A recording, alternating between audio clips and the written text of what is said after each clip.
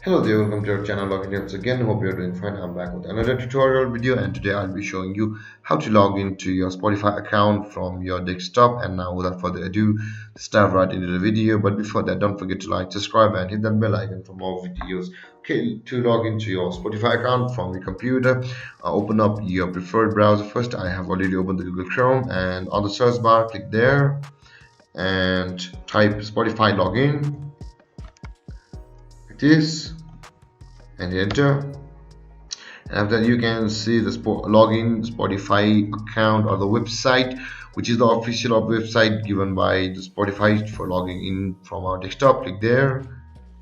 So basically you can use a username or email address and password to log into your Spotify account from over here, or if you haven't created an account or signed up for Spotify, you can sign up for Spotify over here. And if you have any of these three platforms, if you're currently using them, either be it Facebook or Apple or Google, you can log into Spotify with all these three accounts. And there guys, this is how you log into Spotify from your computer. And if you found any confusions or questions regarding the topic, don't hesitate to comment in the comment section below, and don't forget to like, subscribe and hit that bell icon for more videos. Thank you for watching guys. Peace.